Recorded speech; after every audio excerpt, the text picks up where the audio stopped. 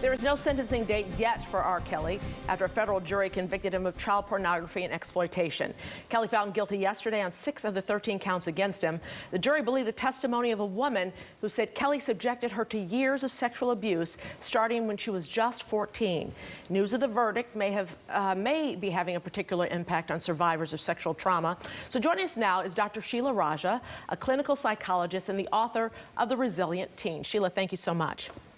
Thank you for having me. First question is the resilient teen. Are teens really resilient? I've had a couple of them myself, and they seem to be very vulnerable at this age. They are very vulnerable at this age, which is why I think they count on us as adults, right, to demonstrate the ability to be able to cope and, get back up again when, we've all had so many setbacks recently. And so I think they are looking to us as to how we cope with all of this anxiety going on right now. So this R. Kelly trial off and on has been going on for decades. The accusations, the victim speaking up, not speaking up, the documentary. What about a teen who's going through this? What is the result of yesterday's conviction? How are they feeling today? Do they feel now they can talk more or they close up more? I think they're probably feeling a mixed bag. I think a lot of survivors of sexual trauma right now are feeling relieved. On the one hand, there's some amount of vindication that's gone on, but there's also anxiety. Whenever we have a high-profile trial like this, and then we're scrolling through social media and maybe we're seeing some, voices on there that might not be that supportive. I mean, I think that can hurt, especially, that can be for our vulnerable young people. They take a lot of that in. And so I think we have to be careful. Yeah, that darn social media, oh boy. So what do we do as a parent, as a friend of someone who has been victimized or someone who doesn't want to talk about being victimized?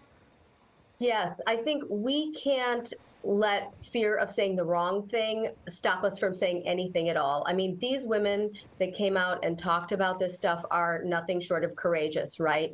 And predators count on two things, and that's shame and secrecy. And so let's not give it to them. I mean, we have to, as parents, find age-appropriate ways to talk to our kids and say, hey, a loving, intimate relationship is respectful, it's mutual. This is not the way an adult should be showing, you love.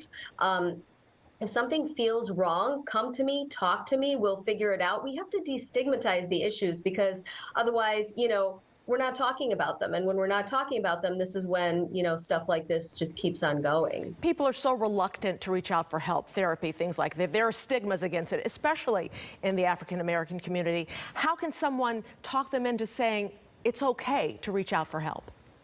Well, and this is where I think, again, it's so good that we are having these conversations. The Rape, Abuse, and Incest National Network is somewhere where people can reach out for help. And we need to change the discussion in our country, right? That reaching out for help is a sign of strength. It's not a sign of weakness.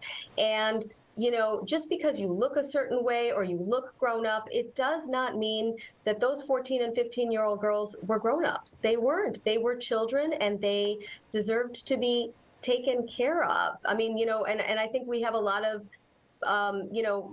victim blaming that we all have to work on just, continually challenging as adults in order to make our kids feel safe. And in this case of the 14-year-old, back then she was victimized somewhat by her parents, as we found out later. It wasn't until she got older that she spoke out. So what if the parents, the person who is supposed to be your safe haven, is not helping you? Is there a safe place to go? Well, and this is where I think every single one of us needs to try to be the adult that stands up for underage kids, right? What was so disturbing in this case is that I think when, you have adults that say, well, I didn't really know if that kid was underage. Well, legally, that may be one thing, and I'm not a lawyer, but I will say as a psychologist, if something doesn't feel right to you as an adult, make it your business to find out more. If you're that kid's teacher or their coach or just their neighbor or the parent's friend, they need us. They count on us. Trust your gut. Sheila Raja, thank you so much. Author of The Resilient Teen. Thank you. Thank you. Thank you.